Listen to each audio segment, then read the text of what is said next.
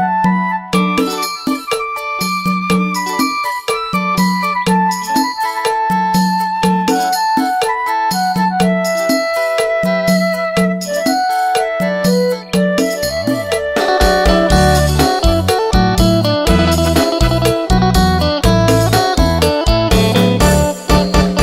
่ยวปากลายแขวงเสยบุ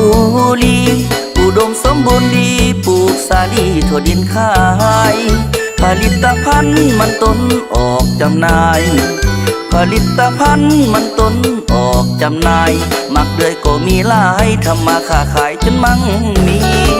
ที่ท่าเรือใหญ่เมืองปากลายมีนาว่า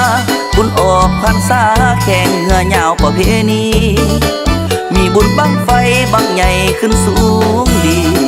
มีบุญบั้งไฟบั้งใหญ่ขึ้นสูงดีบุญแห่พระเวทนั่นดีมีฮอดผีตะโขนใหญ่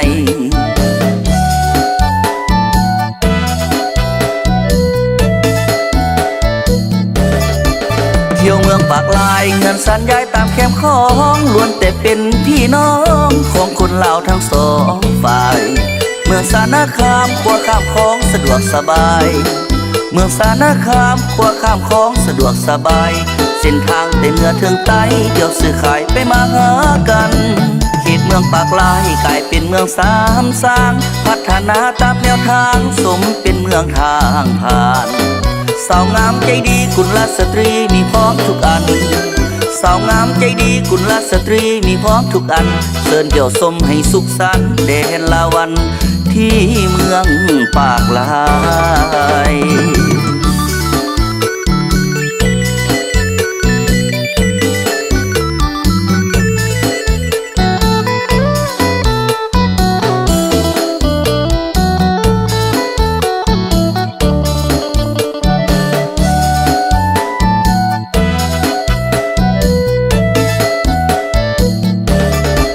เที่ยวเมืองปากลายเงินสันย้ายตามแคมป์ของล้วนแต่เป็นพี่น้องของคนลาวทั้งสองฝ่ายเมืองสารคามขัวข้ามคลองสะดวกสบายเมืองสารคามขัวข้ามคลองสะดวกสบายเส้นทางแต่เหนือถึงใต้เดี๋ยวซื้อขายไปมาหากันเขตเมืองปากลายกลายเป็นเมืองสามสร้างพัฒนาตามแนวทางสมเป็นเมืองทางผ่าน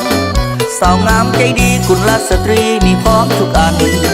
สาวงามใจดีกุลสตรีมีพร้อมทุกอันเชิญเดี่ยวสมให้สุขสันต์แดนลาวันที่เมืองปากลาย